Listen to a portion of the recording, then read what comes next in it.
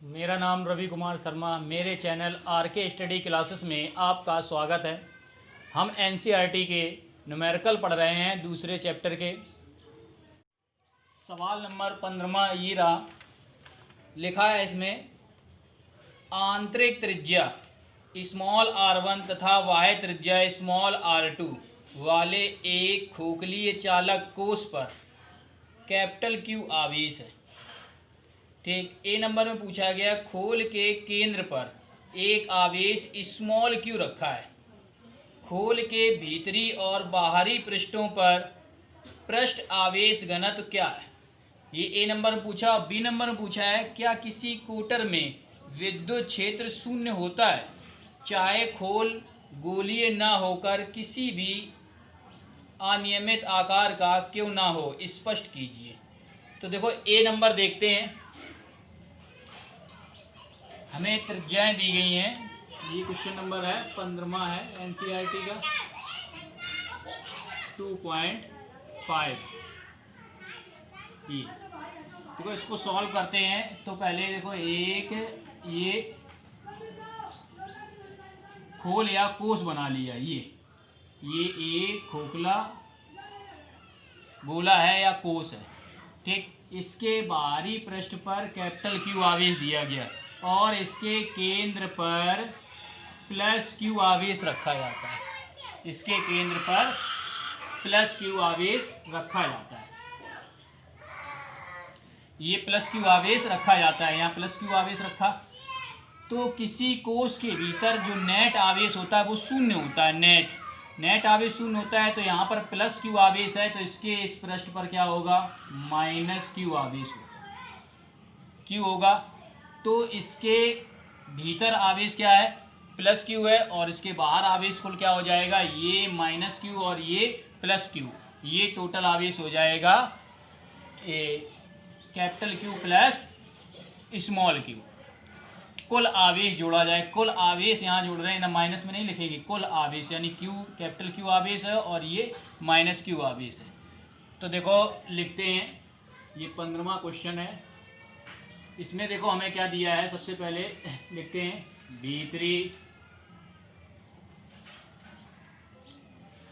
भीतरी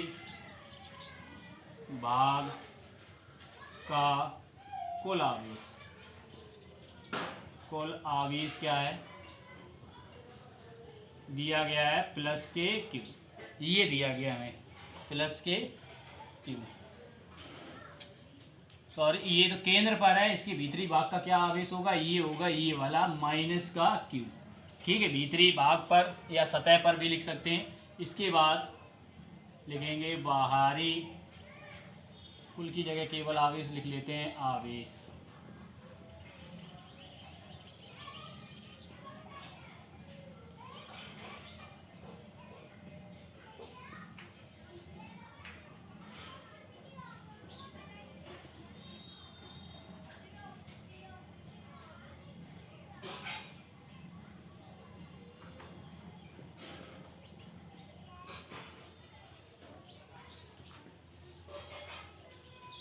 तो देखो ये भीतरी सतह पर, ये भीतरी सतह हुई। ठीक है, क्या आवेश है, माइनस Q है, और इसकी बाहरी सतह पर आवेश क्या हो जाएगा, ये Q, ये आवेश और ये Q कुल मिला के क्या हो जाएगा, capital Q plus small q। कुल आवेश ये हो जाएगा। ठीक, अब क्या है, पृष्ठीय आवेश घनत्व निकालना है। तो पृष्ठीय आवेश घनत्व के लिए भीतरी सतह और बाहरी सतह पर निकालते हैं। तो देखो भीतरी सतह पर पृष्ठीय आवेश घनत्व, भीतरी सतह पर पृष्ठीय आवेश घनत्व, ये ए पार्ट हल कर रहे हैं हम पहले, ए नंबर। ठीक, क्या हो जाएगा घनत्व, सिग्मा 1 बराबर आवेश क्या है इसका, Q बटे में इधर क्या क्षेत्रफल लिखा जाता है, इसका क्षेत्रफल क्या होगा 4 पाई। अब इसकी त्रिज्या क्या दी गई है, इस भीतरी भाग की दी गई है R1 इतनी, और इस की ये दी गई है R2। तो यहाँ हम क्या लिखेंगे, R1 स्क्वायर। ये हो जाएगा, माइनस लगा है तो माइनस लगाएंगे। मात्रा क्या होता है, कूलाम प्रति, इसका कूलाम, इसका क्या होता है क्षेत्रफल का मीटर स्क्वायर। अब इसी प्रकार लिखेंगे बाहरी सतह पर पृष्ठीय आवेश घनत्व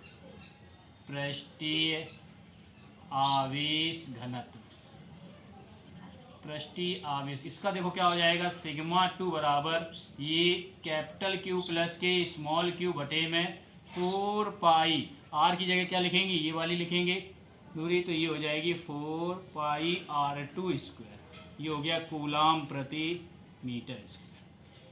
तो ए नंबर में भीतरी सतह और बाहरी सतह पर पृष्ठीय आवेश घनत्व पूछे गए, तो ये निकले। अब बी नंबर में देखो क्या पूछा गया है, इसके बी नंबर में बी नंबर में कहा गया है कि क्या किसी कोटर में विद्युत क्षेत्र शून्य होता है, चाहे खोल गोलीय ना होकर किसी भी आकार का क्यों ना हो। यानी कोटर के भीतर विद्युत क्षेत्र शून्य होगा कि नहीं होगा ये बताने, और चाहे वो खोल जो है ये लिया है किसी भी अनियमित आकार का क्यों ना है, ये हमें स्पष्ट करके दिखाना है।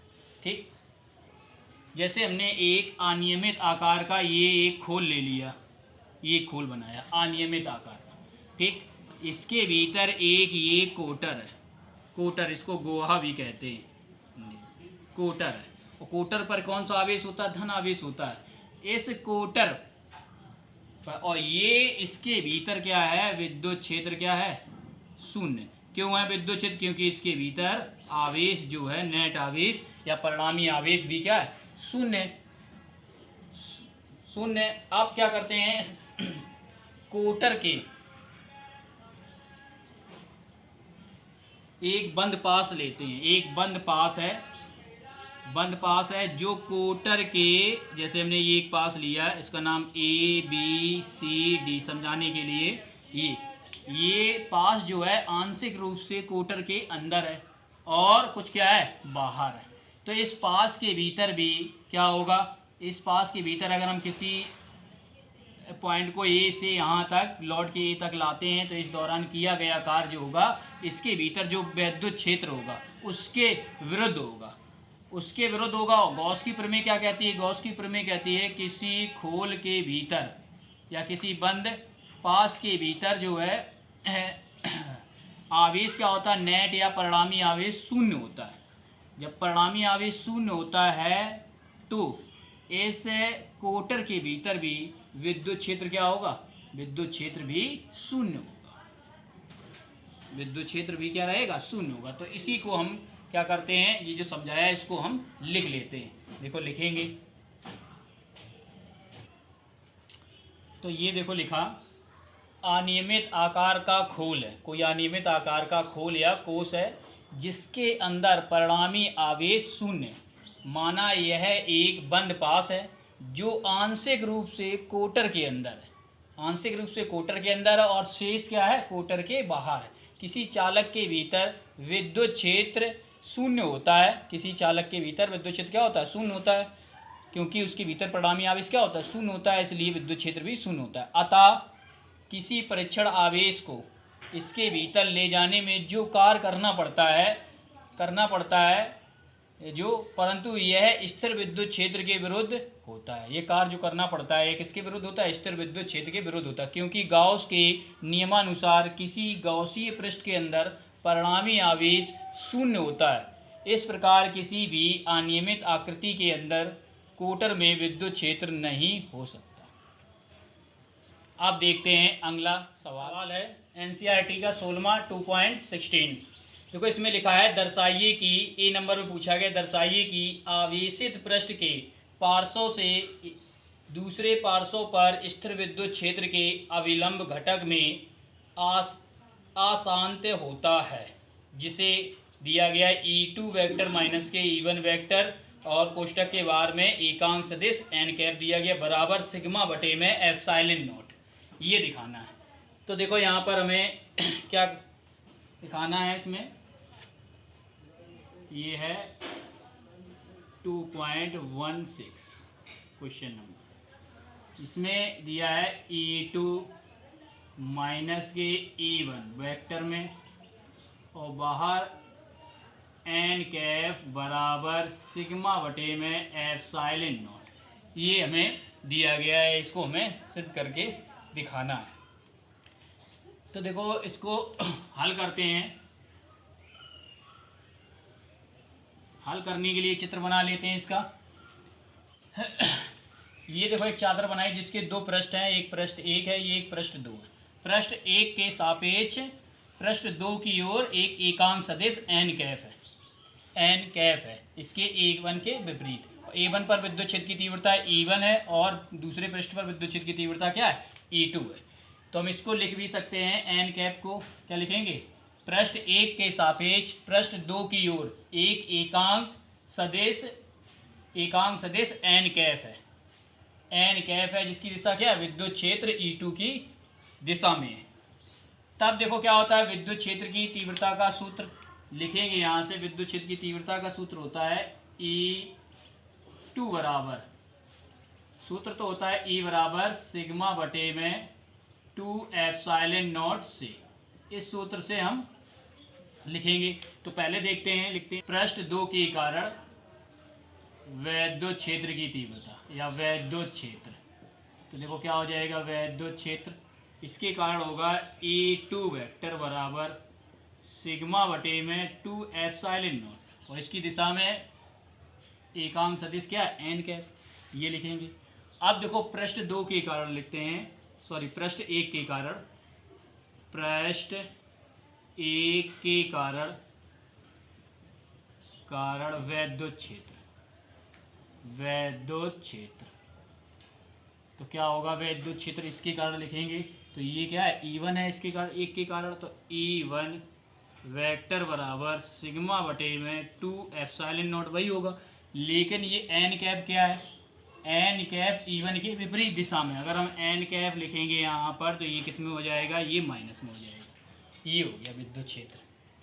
अब क्या करते हैं, इसका LHS लेते हैं। यहाँ हम देखो ले लेते हैं LHS ले लिया इसका लेफ्ट हैंड साइड। ये क्या है, E2 वेक्टर माइनस के E1 वेक्टर, ठीक। और बाहर क्या दिया गया, एन कैफ। अब रखते हैं इसमें मान और सॉल्व करते हैं। देखो रखेंगे तो E2 का मान क्या है, E2 का मान है सिग्मा बटे में 2 एप्सिलॉन नॉट एन कैफ। इसके बाद E1 का मान है माइनस, ये लगा एक माइनस पहले ही से है, माइनस सिग्मा बटे में 2 एप्सिलॉन नॉट एन कैफ, ये। और पूरे के बाहर में दिया गया है एन कैफ, ये। देखो इसको हल करेंगे तो ये निकलेगा, यहाँ से क्या करते हैं, एन कैफ कॉमन लेते हैं और ये माइनस माइनस क्या हो जाए, प्लस हो जाएगा। तो सिग्मा बटे में 2 एप्सिलॉन नॉट प्लस के सिग्मा बटे में 2 एप्सिलॉन नॉट, और बाहर क्या हो जाएगा, एन कैफ इंटू में एन कैफ।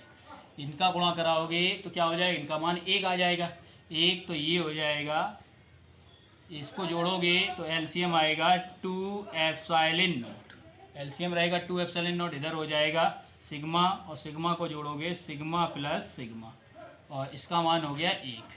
देखो इसको यहाँ लिखते हैं तो ये बनेगा जाके E2 बराबर E2 माइनस के E1 वेक्टर बराबर क्या बनेगा, एन कैफ बराबर ये हो जाएगा 2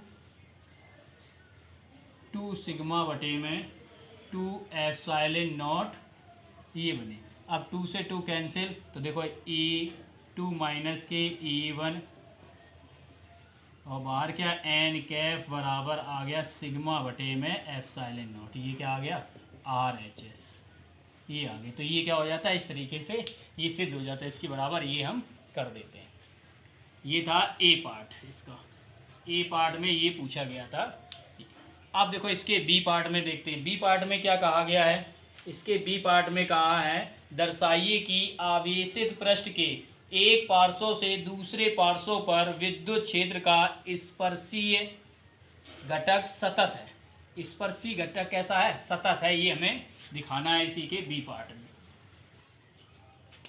इसके बी पार्ट में देखो, बी पार्ट में स्पर्शीय घटक सतत होता है, ये बताना है हमें। तो देखो लिखते हैं क्या होता है, किसी बंद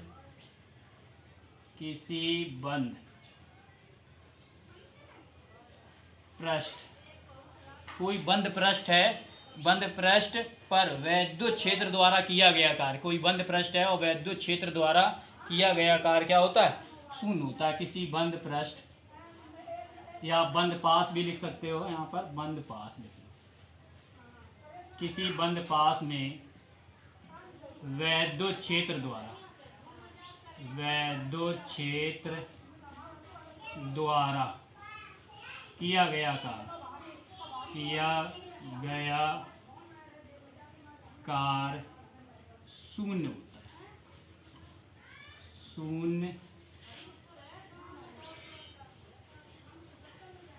शून्य होता है। किया गया कार्य क्या होता है?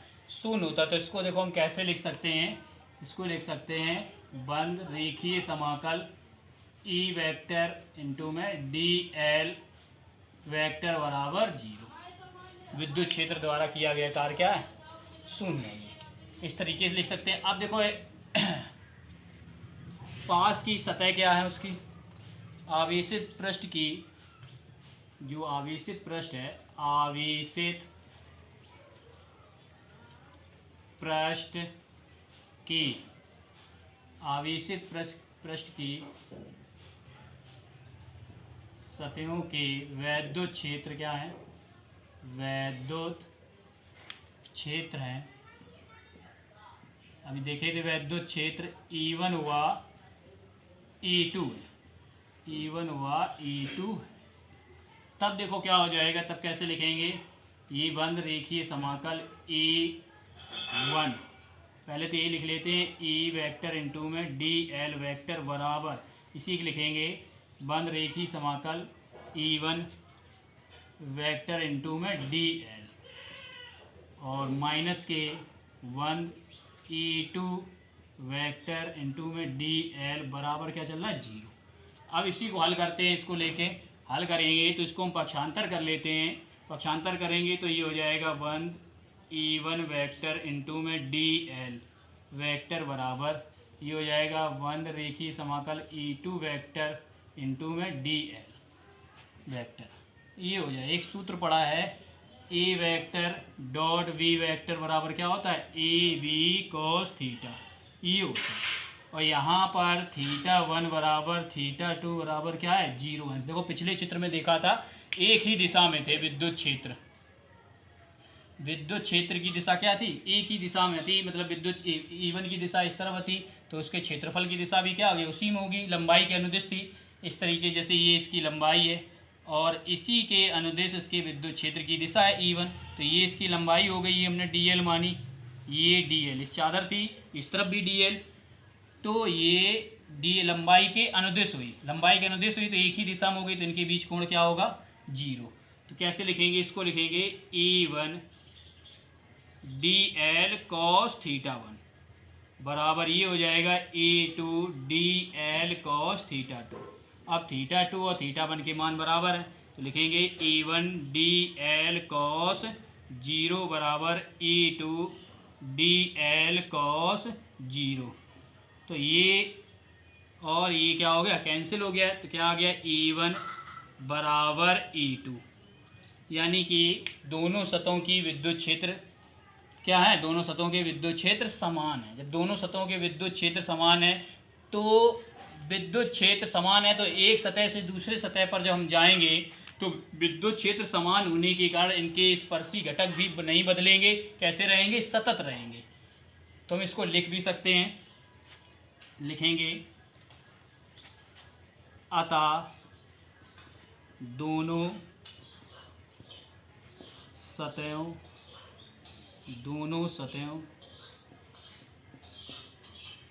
के विद्युत क्षेत्र समान है, के विद्युत क्षेत्र समान है, इसलिए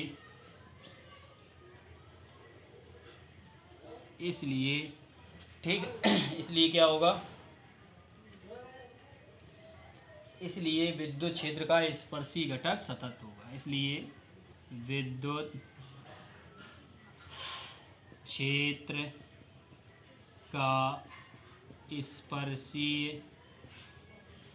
स्पर्शीय घटक सतत होगा, सतत होगा। ठीक, तो ये था इसका बी पार्ट। इस तरीके से निकाल लेते हैं। अब देखते हैं क्वेश्चन नंबर 17वां है। इसमें देखो क्या पूछा गया। क्वेश्चन नंबर 17वां में रैखिक आवेश घनत्व लैम्डा वाला एक लंबा आवेशित बेलन एक खोखले समाक्षीय चालक बेलन द्वारा घिरा है। समाक्षी मतलब कि जो बेलन लेंगे उसकी अक्ष क्या होगी, दोनों बेलनों की एक ही अक्ष होगी, उसी को कहते हैं समाक्षीय। तो लिखा है समाक्षीय चालक बेलन द्वारा घिरा है, दोनों बेलनों के बीच के स्थान में विद्युत क्षेत्र कितना होगा, उसके बीच के स्थान में विद्युत क्षेत्र पूछा गया। देखो इसका एक चित्र बना लेते हैं। तो देखो ये चित्र बना है इसका, ठीक है। ये एक बेलन है, इसके भीतर एक देखो ये बेलन कल्पना कर लेते हैं, जिसे हम गॉसियन पृष्ठ कहते हैं, ठीक। इस पृष्ठ पर कोई बिंदु P है जहां पर विद्युत क्षेत्र E और क्षेत्रफल dA की दिशा क्या है, एक ही है। और इस पृष्ठ पर एक हमने क्या माना है, ये इसके इस सरफेस पर लिया गया, ये वाले सरफेस पे, ये एक बेलनाकार सरफेस पे ले लिया बिंदु P, और एक हमने ले लिया है इसके नीचे के जो R त्रिज्या होती है, ये इस नीचे वाले सरफेस पे एक बिंदु हमने ये ले लिया Q लिया, ठीक। इस पर विद्युत क्षेत्र और क्षेत्रफल वेक्टर dA परस्पर कैसे लंबवत है, लंबवत होंगे। इस पृष्ठ पर अगर खींचेंगे, जैसे ये बिंदु है, इस पर खींचेंगे, ये इस तरीके से खींचा गया लंबवत, और ये विद्युत क्षेत्र की दिशा क्या होगी, एक ही होगी, ठीक। विद्युत क्षेत्र क्या रहेगा, इसके भीतर समान रहेगी। तो इसके भीतर ये जो इसके भीतर हमें विद्युत क्षेत्र की तीव्रता का सूत्र निकालना है, या विद्युत क्षेत्र की तीव्रता ज्ञात करनी है। तो देखो कैसे निकालेंगे, लिखेंगे गॉसियन, इसको हल करते हैं। देखो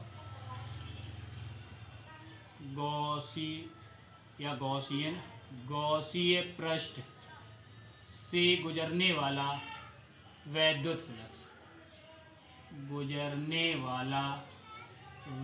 फ्लक्स, क्या होगा, वैद्युत फ्लक्स। देखो वैद्युत फ्लक्स, देखो पहले क्या करते हैं, इन बिंदु P और Q पर निकाल लेते हैं, बिंदु P और Q पर निकाल लेते हैं। फिर इसके बाद में फिर हम क्या करेंगे, पूरे के लिए निकाल लेंगे। तो पहले इस पे निकालेंगे, तो वैद्युत फ्लक्स क्या होगा, डी फाई ए बराबर, ये बिंदु P पे गुजरेगा, उसे हम क्या लिखेंगे, फाई P लिखेंगे, डी फाई P, और प्लस के इसे लिखेंगे डी फाई Q। तो चाहो तो एक बिंदु यहाँ पर भी मान सकते हैं, जैसे कोई R ले लें इस पर भी, लेकिन उसका मान इसका मान क्या रहेगा, शून्य हो जाएगा, क्योंकि ये परस्पर लंबवत है। तो देखो इसको कैसे लिखेंगे, तो डी फाई ए बराबर, देखो इसकी जगह लिखा जाएगा ए, विद्युत क्षेत्र क्या है E, इस बिंदु P पे देख रहे हैं, और क्षेत्रफल वेक्टर क्या है डी ए, तो डी ए प्लस के इस बिंदु पे लिखेंगे, तो ए, और क्षेत्रफल वेक्टर है डी ए लिखेंगे। एक फॉर्मूला होता है ए वेक्टर डॉट बी वेक्टर बराबर ए बी कॉस थीटा, ये होता है। तो इससे जब खोलेंगे इसको, तो डी फाई ए बराबर क्या निकलेगा, A D A cos theta. अब थीटा का मान यहाँ क्या होगा, देखो इस बिंदु P पे एक ही दिशा में, तो थीटा का मान क्या होगा 0, और plus A D A cos theta. यहाँ पर देखेंगे DA और E के बीच कोण क्या है, 90 अंश है, ये परस्पर लंबवत है, तो यहाँ लिखेंगे 90 अंश। अब देखो डी फाई E बराबर, यहाँ पर क्या 0 का मान 1 होगा, ये कॉस 90 का मान 0 हो जाएगा, तो ये पूरा 0 हो जाएगा, बचेगा केवल ई डी ए, और इसका मान 1 हो गया, ये क्या हो गया प्लस के 0, ये निकलेगा। अब इसके बाद लिखेंगे संपूर्ण गॉसियन पृष्ठ से, संपूर्ण गॉसियन या गॉसीय पृष्ठ से गुजरने वाला वैद्युत फ्लक्स,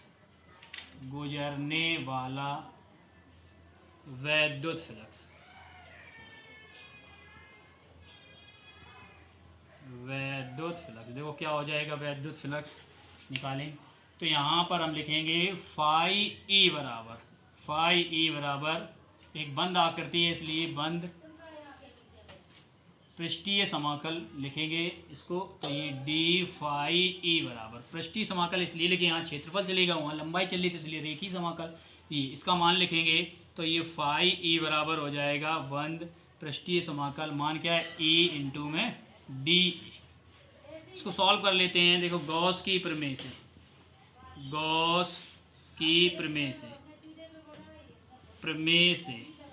देखो गॉस की प्रमेय से फाई ई बराबर क्या होता है क्यू अपॉन में एप्सिलॉन नॉट होता है। ये हम यहाँ रखेंगे तो क्या मिलेगा क्यू बटे में एप्सिलॉन नॉट। ये बराबर यहाँ पर क्या हो जाएगा, यहाँ ई विद्युत क्षेत्र तो समान रहेगा सब जगह और केवल क्या होगा क्षेत्रफल उसका बदले इतने भाग का क्षेत्रफल अलग होगा, पूरे का क्षेत्रफल क्या होगा अलग। तो ई बंद पृष्ठीय समाकल क्या हो जाएगा, यहाँ लिखेंगे डी। अब पृष्ठीय समाकल बेलन के का पृष्ठीय क्षेत्रफल का सूत्र क्या होता है, पीछे भी पढ़ चुके हैं, क्यू बटे में एप्सिलॉन नॉट बराबर ई, इसका होता है इंटू में 2 पाई आर एल, ये होता है ठीक सूत्र 2 पाई आर एल। तो यहाँ से इसका इधर भाग लगाएंगे तो ई बराबर क्या निकल के आएगा, ई बराबर निकलेगा 1/2 पाई एप्सिलॉन नॉट, 2 पाई इसके साथ आ गया और इनटू में क्यू बटे में एल और ये R, 2 pi R epsilon naught एक साथ लिख दिया और क्यू बटे एल कर दिया। क्यू बटे एल क्या होता है ये हम पीछे पढ़ चुके हैं, ये क्यू बटे एल ये होता है रेखीय समाकल। रेखीय समाकल को हम रेखीय आवेश घनत्व होता है, रेखीय आवेश घनत्व को हम लैम्डा से प्रदर्शित करते हैं, ये हम पढ़ चुके हैं गॉस की प्रमेय वाले में। क्या होता है लैम्डा बराबर क्यू अपॉन में एल कूलाम प्रति मीटर, ये होता है ठीक है। यहाँ पर क्षेत्रफल हो जाता है तो मीटर स्क्वायर होता है, इसकी जगह सिग्मा होता है। पृष्ठीय आवेश घनत्व आयतन आवेश घनत्व ये सब पढ़े हैं तो इसकी जगह मान रखेंगे तो ई बराबर क्या निकलेगा, ई बराबर हो जाएगा 1/2 पाई एप्सिलॉन नॉट इनटू में ये हो जाएगा लैम्डा बटे में आर, न्यूटन प्रति कूलम। ये देखो आया, ये सूत्र निकला इसके बीच में, यानी वेलन के बीच में वैद्युत क्षेत्र की तीव्रता का फॉर्मूला। ये एनसीईआरटी का क्वेश्चन नंबर 2.18 है, यानी 18वां क्वेश्चन। इस क्वेश्चन में कहा गया है एक हाइड्रोजन परमाणु में इलेक्ट्रॉन तथा प्रोटॉन लगभग 0.53 एंगस्ट्रॉम की दूरी पर परिबद्ध है।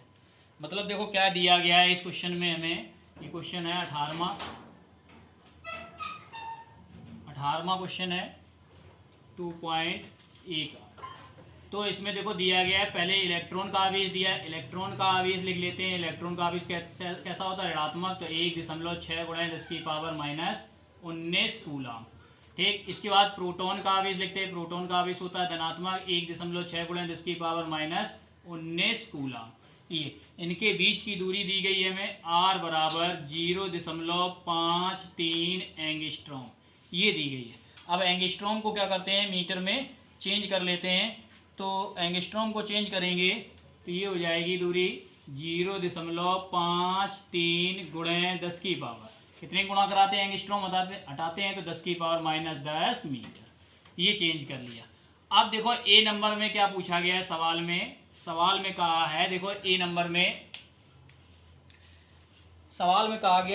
में लिखा है निकाय की स्थितिज ऊर्जा इलेक्ट्रॉन वोल्ट में परिकलन कीजिए, मतलब ज्ञात कीजिए, जबकि प्रोटॉन व इलेक्ट्रॉन के मध्य से अनंत दूरी पर स्थितिज ऊर्जा को शून्य माना जाता है। मतलब अनंत दूरी पर जब ये आवेश होते हैं तो वहाँ पर वैद्युत स्थितिज ऊर्जा शून्य होती है वहाँ पर।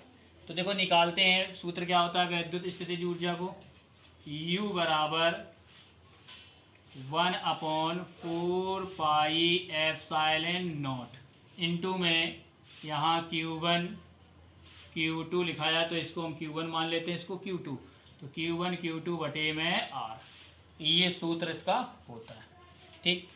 आप इसका मान रखेंगे, देखो मान रखेंगे तो क्या निकलेगा 1/4 पाई एप्सिलॉन नॉट का मान 9 × 10⁻9 होता है और गुणा Q1 Q2 का मान कितना है, इसका है Q1 का मान -1.6 × 10⁻19 ये और गुणा इसका है प्लस के 1.6 गुणा 10 की पावर माइनस 19 और बटे में आर का मान दिया गया है 0.53 गुणा 10 की पावर माइनस 10 मीटर।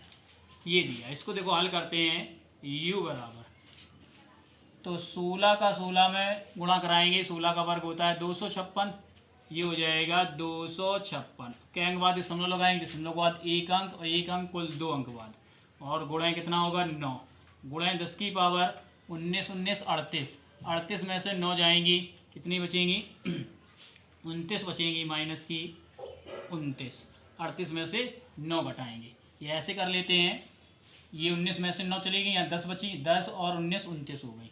ठीक, और बटे में क्या लिखा है, बटे में चल रहा है 0.53 गुणा 10 की पावर माइनस 10। अब देखो 10 की पावर माइनस 10 ऊपर ले जाएंगे तो ये प्लस की हो जाएंगी, ये दशमलव से ये दशमलव हम हटा सकते हैं। क्यों हटा सकते हैं, दशमलव के बाद 2 अंक है, ऊपर भी 2 अंक है।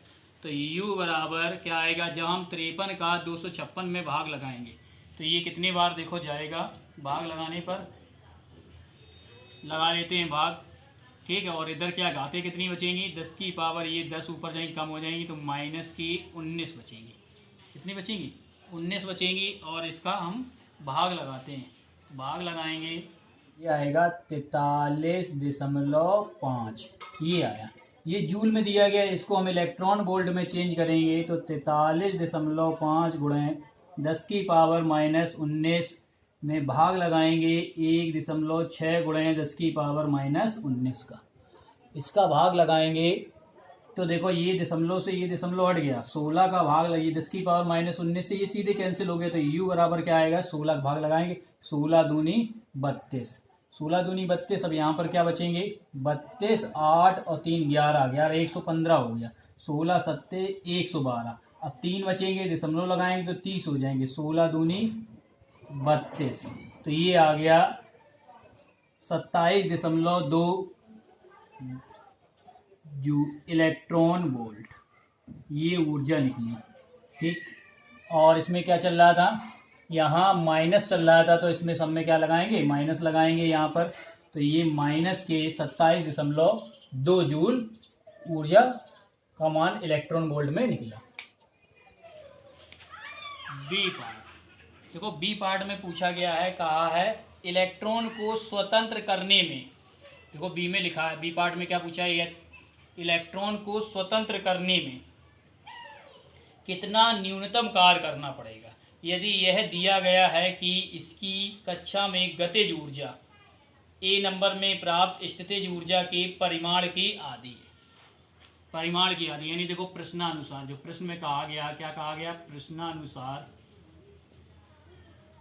प्रश्नानुसार कहा गया गतिज ऊर्जा जो है वो स्थितिज ऊर्जा के परिमाण की आधी है, कर दी।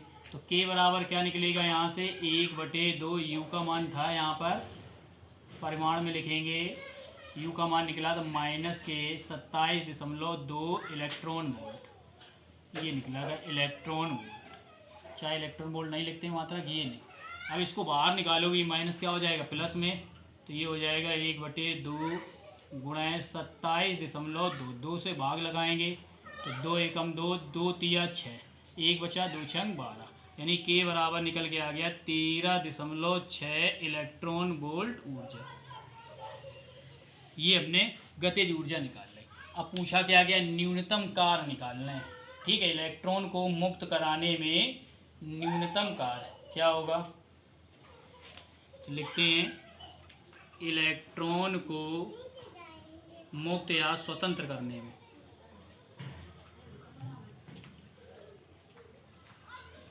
स्वतंत्र कराने में, स्वतंत्र कराने में न्यूनतम कार्य ये पूछा गया, न्यूनतम कार्य निकालना है। देखो न्यूनतम कार्य W बराबर क्वेश्चन मार्क, ये निकालना है। तो देखो पहले क्या करते हैं, लिखते हैं, क्योंकि जब वो मुक्त होगा, इलेक्ट्रॉन अपनी कक्षा छोड़कर मुक्त हो जाएगा, तो वो अपनी ऊर्जा किसको दे देगा, कार्य करने में खर्च कर देगा कुछ। ठीक, गति करने में कुछ खर्च कर देगा, तो इस तरीके से कुछ उसकी स्थिति के कारण खर्च हो जाएगी, तो मुक्त ऊर्जा कुल कितनी हो जाएगी, उसकी मुक्त होने में जो ऊर्जा उसके पास बचेगी शून्य। तो इसको हम कैसे लिख सकते हैं, जैसे कुछ कार्य करने में खर्च हो गई प्लस कुछ स्थितिज ऊर्जा खर्च हुई और कुछ क्या हो गई, गतिज ऊर्जा बराबर इस तरीके से। अब यहाँ से हम क्या निकालते हैं, W का मान निकाल रहे हैं, तो W बराबर क्या हो जाएगा, इसको पक्षांतर करेंगे तो माइनस के U और ये प्लस के उस तरफ जाएंगे, ये माइनस में हो जाएंगे दोनों। अब W बराबर यहीं पे मान रखते हैं, देखो इनके मान क्या है, U का मान क्या है, माइनस के U का मान पीछे निकाल चुके माइनस के 27.2 और प्लस के इसका मान 13.6 निकाला, ये मान निकाला था 13.6।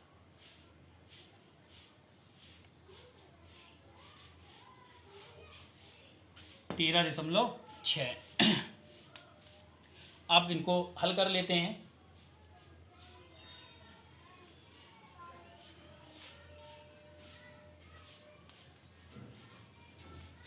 तो किया गया कार्य क्या निकलेगा, यहाँ से देखो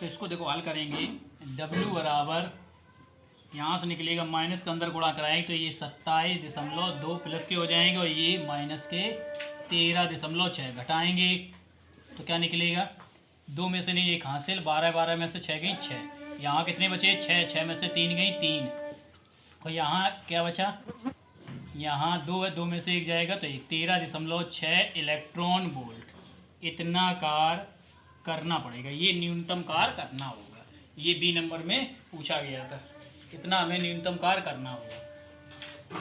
अब देखो इसी के सी नंबर में क्या पूछा गया, देखो इसी के सी नंबर में क्या पूछा गया है, सी में पूछा गया है यदि स्थितिज ऊर्जा को 1.06 एंगस्ट्रॉम पृथक्करण पर शून्य से लिया जाए, पृथक्करण पर शून्य से लिया जाए तो उपर्युक्त ए और बी के उत्तर क्या होंगे।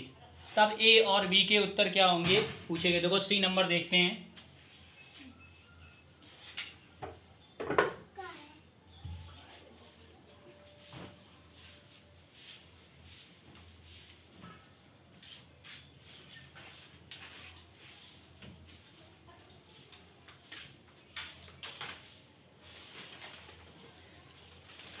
तो देखो इसमें आर का मान बदल दिया उन्होंने, क्या आर का मान 1.06 एंगस्ट्रॉम, इसको मीटर में चेंज करेंगे तो 1.06 गुणे 10 की पावर माइनस 10 मीटर, ये दिया गया, इसको हमने आर डैश मान लिया यहाँ।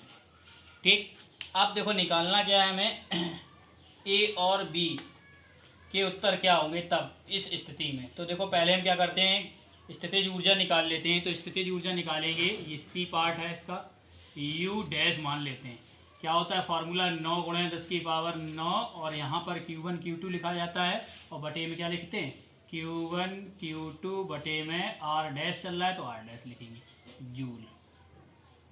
ये देखो U डैश बराबर क्या निकलेगा 9 गुणे 10 की पावर 9 और गुणे Q1 का मान कितना है माइनस के 1.6 गुणे 10 की पावर माइनस 19 और गुणे Q2 का मान है प्लस में 1.6 गुणे 10 की पावर माइनस 19 बटे में देखो R का मान क्या है, R डैश का मान 1.06 गुणे 10 की पावर माइनस 10। देखो हल करते हैं इसको तो 1 0 देखो यहाँ पर हम बढ़ा लेते हैं, ये बढ़ा, ये दशमलव से ये दशमलव यहीं हट गया, U डैश बराबर देखो क्या आया 16 का 16 हम गुणा कराएंगे 256 आएगा और एक ये 0 तो ये 2560 हो जाएगा और गुणे 9 गुणे 10 की पावर कितनी हो जाएगी 19 19 19 में से 9 गई 10 बचे माइनस की 10 और ये माइनस की 10 इस माइनस की 10 से कैंसिल, केवल बचेगी माइनस की 19 बटे में देखो क्या है 106। 106, इसको काटना चाहें तो इससे काट सकते हैं, सरल हो जाएगा। देखो इसको काट लेते हैं 2 से, 2 पंचे 10 और 2 तिया 6, 2 से काटोगे ये 2 एकम 2, 2 दूनी 4, 1 बचेगा, 2 अट्ठे 16 और ये 0 ऐसे रहेगी।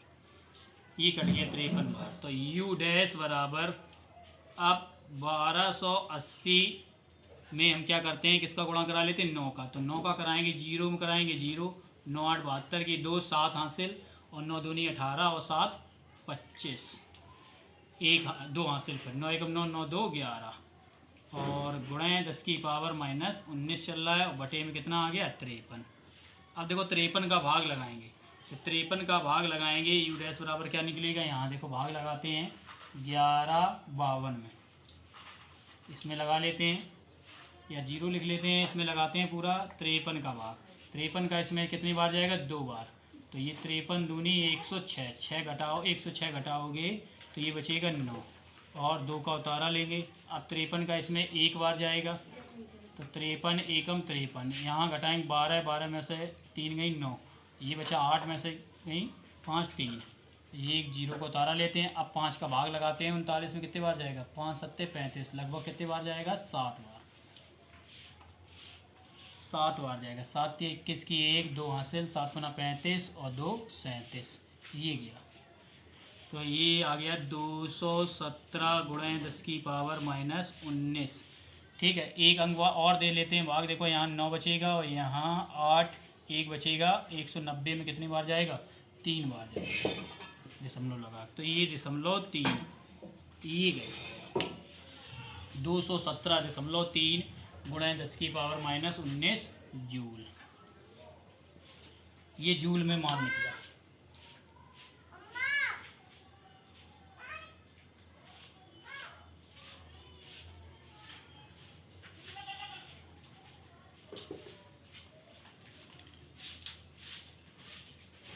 अब इसी को हम क्या करते हैं, इलेक्ट्रॉन वोल्ट में चेंज करते हैं। तो U डैश बराबर क्या हो जाएगा, 217.3 में भाग लगाएंगे 1.6 गुणे 10 की पावर माइनस 19 का। तो इधर भी गुणे 10 की पावर माइनस 19 चल रही है, ये 10 की पावर 19 से 19 क्या हो जाएंगे, सीधे कैंसिल, ये दशमलव से ये दशमलव हट जाएगा। अब 16 का भाग इसमें लगा देते हैं, लगाएंगे तो U डैश बराबर क्या निकलेगा, 16 एकम 16, एक बार जाएगा, यहाँ से 5 बचेंगे, कितने हो जाएंगे, 57, 57 हो जाएंगे। तो 16 तिया 48, 48 और ये 57 में से 48 घटाओगे तो 9 बचेंगे, 9 और 9 93 हो गए। अब 93 भाग लगाएंगे, 16 96, 5 बार जाएगा और फिर आगे जाएगा, लगभग हम लिख लेते हैं 6 बार। कितनी बार लिख लेते हैं, 6 बार लिख लेते हैं, ये 6 बार है।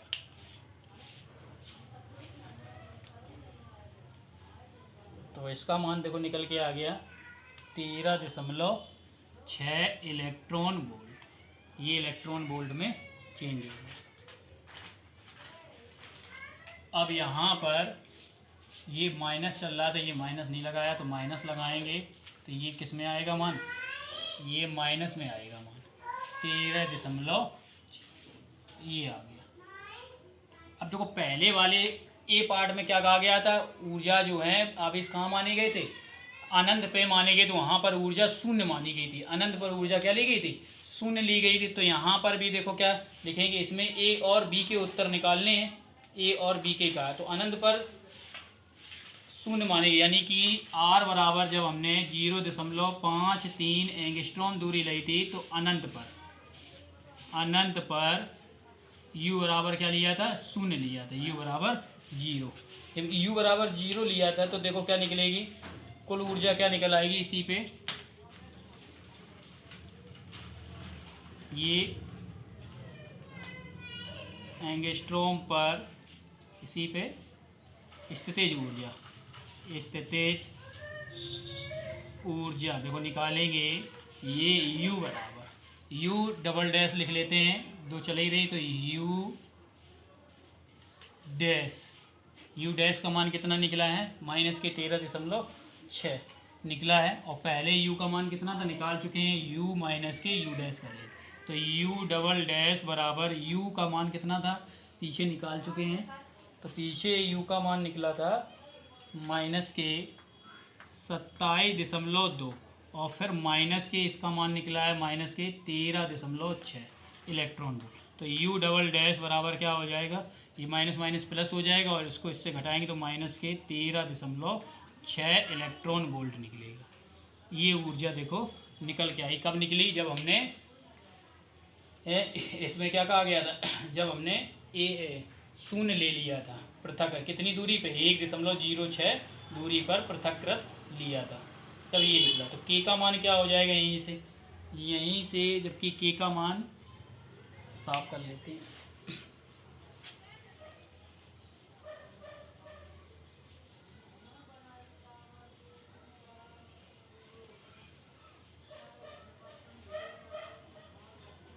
k बराबर, तो k बराबर यहाँ कितना आया, 13.6 आया। तो k का मान क्या, जैसे उसमें k का मान पिछले निकाला था k बराबर, तो k बराबर ये हो जाएगा, वहाँ शर्त दी गई थी तो यहाँ पर ये क्या हो जाएगा, सीधे हो जाएगा 13.6, इसी का परिमाण दिया जाएगा, ये इलेक्ट्रॉन वोल्ट। अब उसमें क्या निकाला था, ये निकल आया। आप कुल ऊर्जा निकाल लेते हैं, हाइड्रोजन परमाणु में इलेक्ट्रॉन की कुल ऊर्जा। तो देखो हाइड्रोजन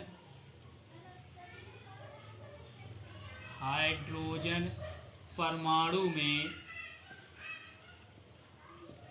इलेक्ट्रॉन की कुल ऊर्जा देखो क्या हो जाएगी, कुल ऊर्जा E बराबर, कुल ऊर्जा लिखेंगे E बराबर गतिज ऊर्जा प्लस स्थितिज ऊर्जा का योग कुल ऊर्जा होता है, ये लिखेंगे। लेकिन ये गतिज ऊर्जा कौन, ये चलेगी, और स्थितिज ऊर्जा कौन सी चलेगी, इसी वाली स्थितिज ऊर्जा चलेगी, तो यू डैश की चलेगी। तो E बराबर क्या निकले, k का मान 13.6 और u का मान कितना है -13.6। तो ये क्या हो जाएगी, कैंसिल हो जाएगी। E बराबर क्या आएगा, कुल ऊर्जा देखो क्या हुई, हाइड्रोजन परमाणु में इलेक्ट्रॉन की कुल ऊर्जा क्या हुई, शून्य आती। तो इलेक्ट्रॉन को मुक्त कराने के लिए आवश्यक कार्य भी निकाल लेते हैं, कितना होगा, इलेक्ट्रॉन को मुक्त कराने में आवश्यक कार्य क्या हो जाएगा, आवश्यक कार्य लिख लेते हैं हम, W डैश मान लेते हैं, उसमें W माना था, यहाँ W डैश कर लेते हैं, निकालेंगे, इसी सूत्र से निकल आता है यहाँ से, W बराबर U माइनस के, ठीक है, या E माइनस के U डैश। कुल ऊर्जा से क्या करते हैं, कार निकालना है तो इसको घटाए तो शेष क्या बचेगा, कार बचेगा। तो W बराबर E का मान कितना है 0 माइनस की U डैश का मान है -13.6। तो W बराबर भी निकल आएगा, माइनस माइनस प्लस हो जाए 13.6 इलेक्ट्रॉन वोल्ट। इतना कार्य करना होगा। तो देखो B और C के दो सबके मान निकल आए इसमें। तो सबसे पहले ऊर्जा A पार्ट में ऊर्जा निकाला था, A वाले में तो ऊर्जा निकल आई U डैश बराबर इतनी निकली, ठीक है। ठीक इस दूरी पर अनंत पर क्या लिए गए थे, अनंत पर मानी गई थी। अनंत पर जब आवेश थे तो ऊर्जा शून्य मानी गई थी। तो इस दूरी पे R बराबर 0.53 एंगस्ट्रॉम पर स्थितिज ऊर्जा क्या होगी, U डबल डैश अगर निकालें तो U माइनस के U डैश होगी। यहाँ से U डैश का मान क्या निकल आएगा इस ऊर्जा पर, तो U डबल डैश बराबर माइनस के 27.2, ये पहले ऊर्जा निकली थी, U का मान A में निकाला था हमने, ठीक है। और इसके बाद में U डैश का मान अभी निकला है -13.6। तो देखो नई ऊर्जा इसमें क्या निकल के आई, -13.6 निकल आएगी। इसको हल करेंगे तो माइनस की, ये माइनस है, ये माइनस माइनस प्लस हो जाएगा, फिर इससे घटाएंगे तो ये -13.6 इलेक्ट्रॉन वोल्ट ये निकल आई। ये कब निकल आई, इस दूरी पर निकल आई 1.06 एंगस्ट्रॉम की दूरी पर ये ऊर्जा निकली, ठीक है। किस पार्ट के लिए, बी पार्ट के लिए। अब इसके बाद में यही ऊर्जा क्या हो जाएगी, गतिज ऊर्जा के बराबर हो जाए, तो K बराबर 13.6 इलेक्ट्रॉन वोल्ट। अब कुल ऊर्जा निकालेंगे हाइड्रोजन परमाणु, तो E बराबर K plus U dash, K ऊर्जा ये हो गई, U डैश, तो ये क्या हो जाए, कुल ऊर्जा 0 निकल आए। अब इलेक्ट्रॉन को मुक्त कराने के लिए ऊर्जा आवश्यक कार्य, कितना कार्य करना पड़ेगा मुक्त कराने के लिए, तो मुक्त कराने के लिए फार्मूला होता है E बराबर, ये पढ़ा है, E बराबर या तो गतिज ऊर्जा लिखो या W प्लस के यू, ये तो यहाँ से क्या है W बराबर मान निकाला है तो E माइनस के यू किया है, E माइनस के यू इससे, तो यहाँ से घटाएंगे 0 E का मान है, इससे घटाएंगे तो W बराबर किया गया कार्य भी कितना होगा 13.6 इलेक्ट्रॉन वोल्ट इतना कार्य करना होगा। आप देखते हैं अगला सवाल 19वां है NCERT में 2.19। देखो इसमें कहा गया है कि यदि H2 अणु के 2 में से एक इलेक्ट्रॉन को हटा दिया जाए तो हमें हाइड्रोजन आणविक आयन H2 प्लस प्राप्त होगा। H2 प्लस की निम्नतम अवस्था में दो प्रोटॉन के बीच की दूरी लगभग 1.5 एंगस्ट्रॉम है और इलेक्ट्रॉन प्रत्येक प्रोटॉन से लगभग 1 एंगस्ट्रॉम की दूरी पर है। निकाय की स्थितिज ऊर्जा ज्ञात कीजिए। स्थितिज ऊर्जा की शून्य स्थिति के चयन का उल्लेख कीजिए, ये कहा गया है। तो देखो सबसे पहले एक फिगर बनाते हैं, इसमें क्या कहा गया, ये क्वेश्चन नंबर है 2.19। ठीक, इसको हल करते हैं। तो इसमें जो मान दिए गए हैं पहले चित्र बना लेते हैं। ये एक हाइड्रोजन परमाणु और ये इस तरीके से इनके बीच की दूरी क्या है, पहले दी गई थी 1.5 एंगस्ट्रॉम, ये दी गई थी 1.5 एंगस्ट्रॉम। इसके बाद में एक हाइड्रोजन विस्थापित कर दिया जाता है, एक इलेक्ट्रॉन इसका ये विस्थापित कर दिया यहाँ पर। तो इसकी दूरी जो दी गई है ये दी गई है 1 एंगस्ट्रॉम दोनों से। ठीक, तो यहाँ पर Q3 बराबर क्या हो जाएगा, E हो जाएगा ये Q3 बराबर, यानी इलेक्ट्रॉन का आवेश क्या होता है -1.6 × 10⁻⁻19 कूलम। यहाँ पर क्या हो जाएगा Q1 बराबर 1.6 × 10⁻⁻19, ये हाइड्रोजन के लिए आवेश, और ये दूसरे वाले अणु के लिए Q2 बराबर 1.6 × 10⁻⁻19 कूलम, ये आवेश हुए। अब क्या करना है, इसकी निकाय की स्थितिज ऊर्जा हमें ज्ञात करनी है। तो Q1, Q2 और Q3 के मान हमें दिए गए, ये दूरियां दे दी गई हैं, इनके मान, इसे हमने इसे मान लिया 1, इसे 2 मान लिया, इसे 3 मान लिया। दूरियां कैसे लिखेंगे इसकी हम, R1 से 2 के लिए तो R12 बराबर 1.5 एंगस्ट्रॉम, इसको मीटर में चेंज करेंगे -10 मीटर। अब 2 से 1 के लिए लिखेंगे R21 बराबर, ये भी 1 एंगस्ट्रॉम दी गई है, तो इसको भी चेंज करेंगे मीटर में लिखेंगे तो 1 × 10⁻⁻10 मीटर। और R31, तो R31 बराबर ये 1 × 10⁻⁻10 मीटर, ये भी दूरी होगी, ये लिख लें। अब निकाय की कुल ऊर्जा हम निकालते हैं, स्थितिज ऊर्जा। तो लिखते हैं निकाय की स्थितिज ऊर्जा, पूरा लिख देते हैं। वैद्युत स्थितिज ऊर्जा क्या हो जाएगी, U बराबर U12 प्लस के U23, यहाँ 2 से ये 3 तक की दूरी दी गई है, 2 से 3, फिर इसके बाद में प्लस लिखा है ये 3 1। अब इसको देखो हल करेंगे तो U बराबर क्या होगा, सब में 1/4 पाई एप्सिलॉन नॉट आएगा, ये तो कॉमन हो जाएगा। कोष्टक में यहाँ क्या बचेगा, यहाँ बचेगा Q1 Q2 बटे में R12, ठीक, प्लस यहाँ Q2 Q3 बटे में R23, प्लस के यहाँ Q3 Q1 बटे में R31, ये बचेंगे। आप देखो इसमें सबके मान रखते हैं और इनको सॉल्व करते हैं। तो मान रखेंगे क्या निकलेगा, U बराबर, इसका मान होता है 9 × 10⁻9, और ये Q1 का मान क्या है, Q1 का मान 1.6, Q2 का मान भी ये, तो हम सीधे लिख दें 1.6 × 10⁻⁻19 का वर्ग। दोनों Q1 Q2 का मान समान है, और बटे में R12 का मान कितना है 1.5 × 10⁻⁻10, फिर प्लस Q2 और Q3 का मान, Q2 का मान 1.6 गुणे 10 की पावर -19 और इसका मान माइनस में 1.6 गुणे 10 की पावर -19 ये दिया और बटे में 1 गुणे 10 की पावर -10 मीटर। ये दूरी 2-3 की है। इसके बाद देखो प्लस Q3 का मान लिखते हैं तो क्या होगा माइनस के 1.6 गुणे 10 की पावर -19 और गुणे Q1 का मान 1.6 गुणे 10 की पावर -19 बटे में 1 गुणे 10 की पावर -10 ये। अब देखो इसको हल कर लेते हैं तो u बराबर देखते हैं क्या क्या कॉमन है सबसे। तो सबसे देखो 1.6 गुणे 10 की पावर -19 का वर्ग कॉमन है।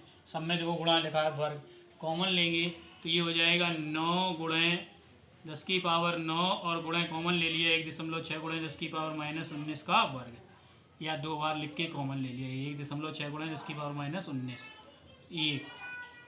ठीक, अब बटे में 10 की पावर क्या कॉमन है, सब में 10 की पावर -10 है तो 10 की पावर -10 कॉमन ले लिए। अब यहाँ क्या बचा है, यहाँ बचा है 1 बटे में 1.5। तो यहाँ क्या बचा है, यहाँ बचा है माइनस के, यहाँ 1 बचा है, 1 बटे 1 बचेगा और तो सब चला गया, 1 बटे 1 तो माइनस का 1 बचा, यहाँ पर भी माइनस का 1 बचा, ये बचा। अब जब इसको हल कर लेते हैं 16 का 16 गुणा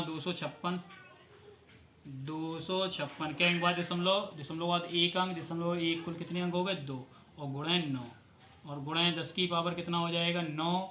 19 में से गई तो 10 बचे हैं, 10 में से 10 ये कट जाएंगी, केवल 19 बचेंगी।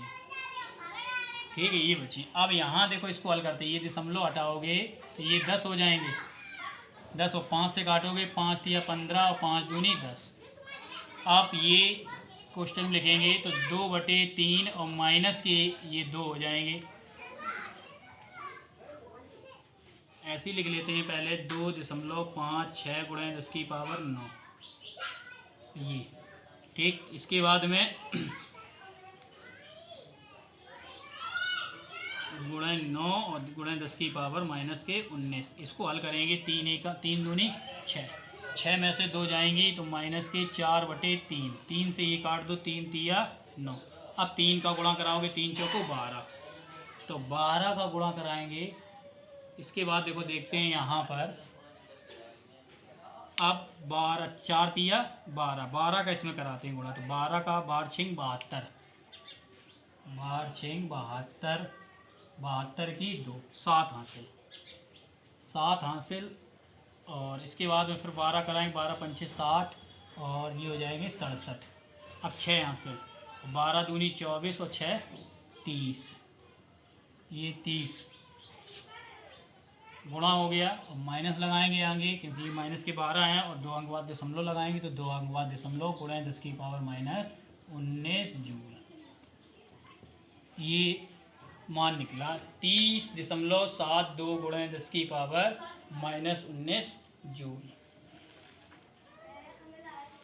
अब इसको हम क्या करते हैं, अगर इलेक्ट्रॉन वोल्ट में चेंज करें तो क्या होगा, U बराबर माइनस के 30.72 गुणे 10 की पावर -19 में कितने के भाग लगाएंगे 1.6 गुणे 10 की पावर -19, तो ये इलेक्ट्रॉन वोल्ट में चेंज हो जाएगा। देखो ये एक जीरो बढ़ा के ये दशमलव से ये दशमलव हटा दिया हमने, तो U बराबर क्या हो जाएगा, ये 30/72 बटे में 160 का भाग, ये 10 की पावर -19 से ये कैंसिल, ये माइनस लगा है ऐसे माइनस लगा, 160 का हम 30/72 में यानी 3072 में भाग लगाएंगे। तो देखो भाग लगाते हैं, 16 का भाग लगा, 16 एकम 16 U बराबर, देखो 16 एकम 16 एक बार गया, कितने बचेंगे 30 में दिया हमने 16 का भाग, 16 एकम 16, यहाँ बचेंगे 14, 14 बचे और ये 7, 147 हो गया। 16 का भाग लगाएंगे, 16 नेम 144, 144 फिर घटाएंगे तो 3 बचेंगे, 144 घटाएंगे 3 बचेंगे और फिर कितना है 2 है तो 32 हो जाएगा। फिर भाग लगाएंगे तो 16 दूनी 32 ये गया। अब एक जीरो है ये तो इसके काट दशमलव लग जाएगा यहाँ पर, तो ये आ गया 19.2 इलेक्ट्रॉन वोल्ट, इतनी ऊर्जा ये इतनी ऊर्जा।